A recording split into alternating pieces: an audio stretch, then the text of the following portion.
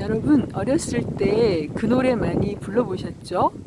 진달래 먹고 물장구 치고 다람쥐 쫓던 어린 시절에. 저는 그 노래 많이 불렀고요. 들어봤어요. 이용복이라는 가수가 불렀었는데 저희 앞산에서 보니까 봄 되니까 가장 먼저 피어오르는 꽃이 노란색 생강꽃이었고요. 생강나무 꽃이었고 그 다음에가 진달래 꽃이었어요. 지금은 진달래들이 다 지고 진달래는 생강나무도 그렇고 3번나무 저희 집 앞에 있었던 그 3번나무도 그렇고 이른 봄에 잎보다 꽃을 먼저 피우는 꽃들이라고 말씀드렸잖아요. 그래서 지금은 꽃은 다 지고 거의 뭐 한두 송이 매달려 있고 파랗게 잎이 돋아나 있는 그런 모습을 보여주고 있는데 어제만 해도 이렇게 이 꽃이 활짝 피어나지 않았는데 오늘 올라왔더니 이렇게 활짝 폈어요. 그동안 계속 이렇게 잎 상태로 저렇게 잎만 돋아난 상태로 계속 있더니 하루 만에 이렇게 활짝 피어났습니다. 이 꽃은 진달래일까요? 철쭉일까요? 꽃을 한번 보면은요. 그 진달래랑 철쭉을 구분하는 그 구분점들이 몇 가지 있는데 이 꽃을 들여다보면 알 수 있어요. 이 꽃 안에 이렇게 점이 있죠. 자주 색깔 점들이 촘촘히 보이시죠?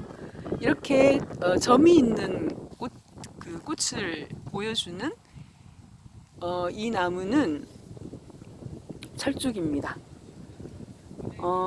그 진달래도 그렇고 철쭉도 그렇고 그 진달래목, 진달래과, 진달래 속으로 분류되는 그런 같은 사촌들인데요. 이렇게 이렇게 점으로 보이는 이 친구들을 뭐라고 하냐면요, 허니 가이드라고 합니다. 우리말 표현으로는 밀선이라고 하는데요. 밀은 그 달콤한 꿀을 나타내는 거잖아요. 이렇게 밀선이 있는 것은 철쭉 종류예요. 진달래는 거의 없고 깨끗하거나 아주 옅은 그 밀선을 보이는 그 경우도 있다고 하는데 우리 앞산에 있는 진달래들은 거의 밀선이 안 보이는 것 같아요. 이렇게 밀선이 뚜렷이 보이는 이 허니가이드가 보이는 이 꽃들은 이제 철쭉이나 산철쭉 종류인데요. 이 허니가이드가 하는 일은 뭐냐면요, 곤충들을 유인하는 그런 기능을 한다고 합니다. 신갈나무나 그 소나무 종류는 그 바람에 의해서 풍매로 타가 수분을 한다고 말씀드렸죠. 그 송진가루, 수꽃에 늘어져 있었던 수꽃에서 나오는 그 송진가루가, 수꽃 가루가 다른 소나무에 있는 암꽃의 그 암술 위에 앉아서 이제 타가 수분이 일어나는데 이 진달래나 철쭉 종류는요, 풍매를 하는 그런 꽃들입니다. 풍매는 풍매가 아니고 충매. 제가 뭐라고 말씀드렸죠? 충매를 하는 꽃들인데요. 벌이나 나비들, 그 곤충들이 여기 보시면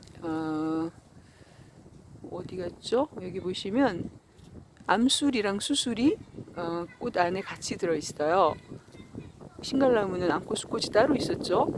이 철쭉은 깨끗하게 상이 맺히질 않네요. 이렇게 제일 긴 이 친구가 암술이에요, 하나. 그리고 나머지 그 주변에 있는 수술들이 10개가 이렇게 한 꽃에 있는데 수꽃에서 이제 그 꽃가루를, 그 수꽃이 있는 꽃가루를 벌이나 이런 그 나비 같은 그 곤충들이 와서 꽃가루를 묻혀서 다른 나무에 있는 암꽃의 암술 위에 이렇게 살포시 내려놓으면 타가수분이 일어나는 거예요. 자가수분보다는 타가수분을 할 때 그 유전자의 열성 현상, 열세 현상을 막을 수 있어서 타가수분을 한다고 말씀드렸잖아요. 그래서 이 허니 가이드가 하는 일이 꿀을 품고 있기 때문에 그 벌들이 그 겨우내 얼마나 굶주려 있을까요? 그렇죠? 정신없이 이제 달겨들겠죠. 이런 그 밀선을 보고서. 그러니까 이 밀선은 봐봐라, 나한테 꿀 있다, 나한테 와봐 라는 그런 역할을 하는 거죠. 그런 얘기를 하는 거예요. 벌이나 그 벌레들에게요. 그래서 이제 그 벌들이 와서 이 밀선을 보고 쫓아와서 이제 충매를 하겠죠. 그래서 있는 것이 이 허니 가이드고요. 그 진달래, 그러니까 철쭉은 진달래는 먹을 수 있어서 참꽃이라고 말씀드렸잖아요. 그런데 이 철쭉은 독이 있고 끈적임도 있어서 먹을 수 없어서 개꽃이라고 불렀다고 합니다. 그리고 진달래랑 그 구분점이 또 뭐냐면요. 제가 봤을 때, 제가 계속 보고 다녔거든요. 근데 잎을 보면 지금은 잎들이 좀 이렇게 좀 갸름하게 이렇게 생겼는데 작년에 이렇게 제가 보고 다녔을 때 여기 저기 가면서 계속 이제 철쭉들이 있거든요. 제가 계속 보면서 다녔는데 잎들이 조금 둥그러지는 것 같아요. 좀 커지면서 진달래보다요. 이렇게 좀 둥그러지는 것 같고, 그리고 지금 상태에서 봤을 때는 여기 이 부분 있잖아요. 어디 갔죠? 이 부분. 여기 서양 민들레에서 외포피 부분, 이렇게 뒤로 젖혀지는 부분 있잖아요. 이 부분이 지금은 이 철쭉 종류에는 이 부분이 뚜렷하게 보이고, 자, 저쪽 가서 진달래 보여드릴 텐데, 진달래는 있기는 있는데 아주 작아요. 나중에 커지는지 다시 한번 보여드릴게요. 지금 상태에서는 그 잎의 상태가 지금 그게 가장 뚜렷이 보이고요. 다른 점으로.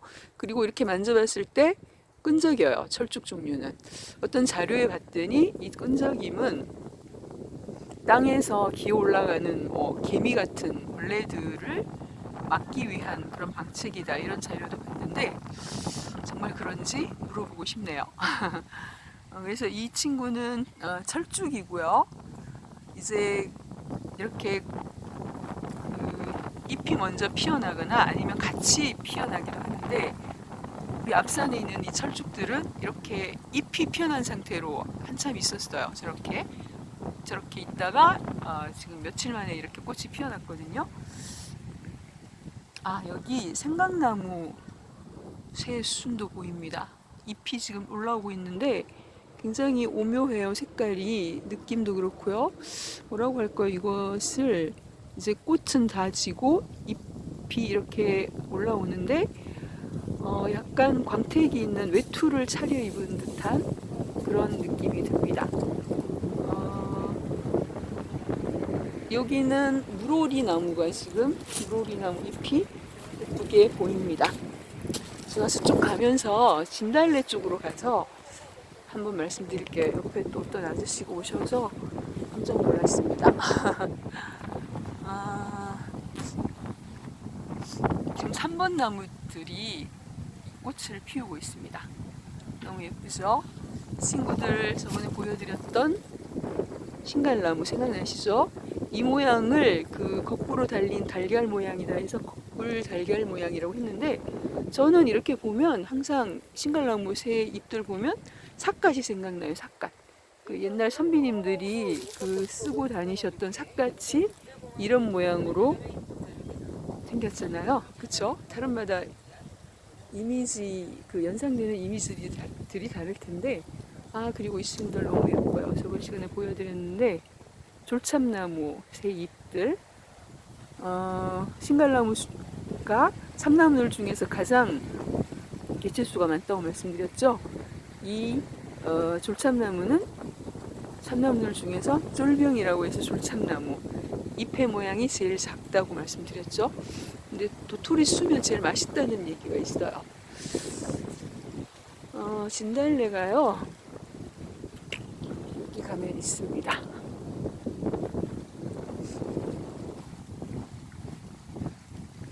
이렇게 보면 진달래 이제 꽃이 다 지고 잎만 남았어요. 이렇게 4장부터 6장 정도까지 잎이 있는데 아랫부분 보면 이 친구는 외포피 부분이 아주 조금 있네요. 조금 있거나 그 철쭉 종류는 굉장히 이 부분이 길었는데 진달래 종류는 이 부분이 거의 안 보이는, 보이긴 하는데 아주 작아요. 이게 더 커지는지 나중에 다시 살펴보도록 하겠습니다. 그리고 이렇게 만져보면 끈적임이 없습니다. 진달래고요. 꽃이 다 지고 지금 잎만 나 있습니다.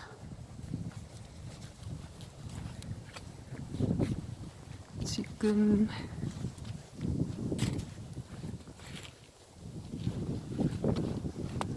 해가 지려고 하고 있는데, 여기 신기한 나무가 또 한 그루 있어요. 정상 부분에 이 수피가 굉장히 얇게 갈라지는, 보이시나요? 굉장히 수피가 얇게 갈라지는 이 친구는 물박달나무 같아요. 외롭게 이 나무가 한 그루밖에 없어요. 저희 앞산에 제가 볼 때는 이 나무밖에 지금 본 적이 없어요. 굉장히 수피가 특이하게 생겼죠. 물박달나무. 저희 야외 생태 수업 가서 저희가 제가 처음 그때 봤었는데 참 신기했습니다.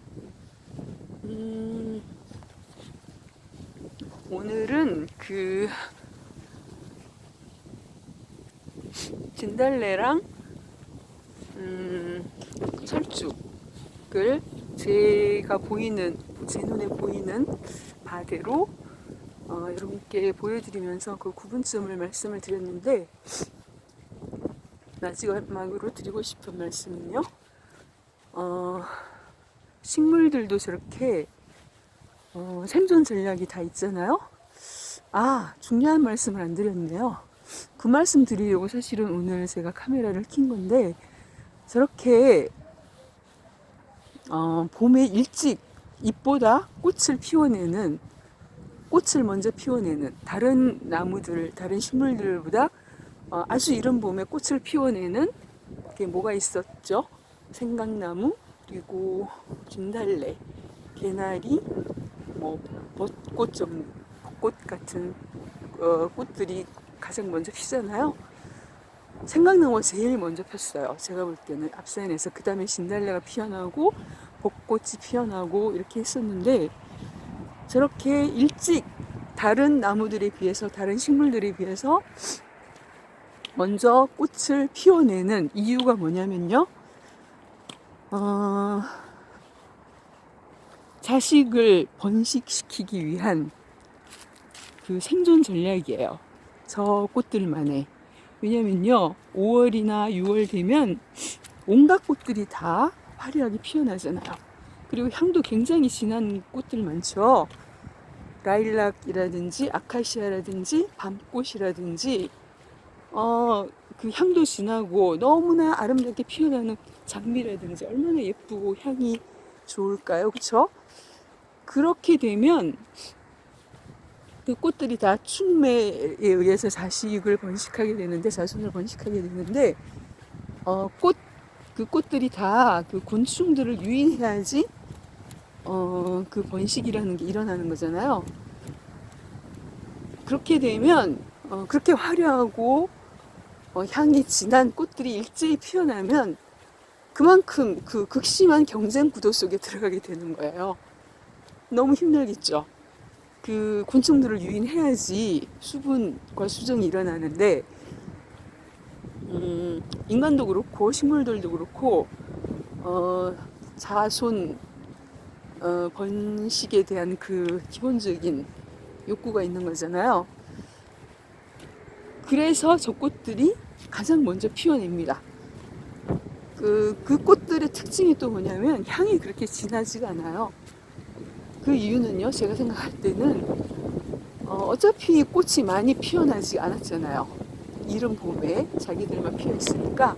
그러니까 벌이 겨울 동안 굶주려 있던 벌들이 어차피 꽃이 많지 않으니까 우리한테 오겠지 라는 그런 여유만만한 마음으로 그렇게 진한 향기를 풍기지 않아도 되니까, 진한 향을 만들어내거나 더 아름답게 피어나기 위해서는 그만큼 더 많은 에너지가 필요하겠죠. 식물들도. 근데 그런 것들을 하지 않고 어차피 경쟁 구도가 심하지 않으니까 그냥 여유만만하게 향기도 진하지 않게 그렇게 자신들을 만들어가고 있는 게 아닌가라는 생각이 듭니다. 사람들이 오셔서 카메라를 아래로 그러면서 드는 생각이요. 참 스마트하죠, 식물들이. 누누이 계속 말씀드리지만 감탄하게 되는데, 그 지혜들의 우리도 경쟁 구도 속에서 살아가면서 우리 개개인도 자신만의 어떤 강점이나 자신만의 매력, 또 많은 사람들 속에서 자신의 존재를 어필할 수 있는, 자신을 지켜갈 수 있는 그런 자신만의 어떤 것을 가지는 게 중요하겠죠. 그래서 저도 나는 그런 게 뭘까 한번 생각해 보게 됐습니다. 그 식물들의 지혜를 보면서 저보고 그 댓글들에서 이웃분들이 목소리가 좋다, 뭐 그런 얘기를 남겨주시는 분들이 계셔서 감사하고 또 기분이 좋기도 한데요. 정말 그러면 감사한 일이죠. 자신만의 매력과 생존 전략을 가지고 우리도 살아가야 할 텐데, 식물들에게 뒤지지 않는 그런 강점들을 개발하고 그것들을 지켜가기 위한 노력을 해야 그 경쟁 구도에서 살아갈 수 있을 것 같다는 생각이 듭니다. 여러분은 어떤 매력, 자신만의 매력, 자신만의 어떤 강점을 가지고 계신가요? 한번 생각해보는 시간 되셨으면 좋겠습니다. 지금 바람이 굉장히 많이 불어서 좀 추워요. 빨리 내려가야 되겠어요. 오늘도 함께 해주셔서 감사합니다. 다음 시간에 뵐게요.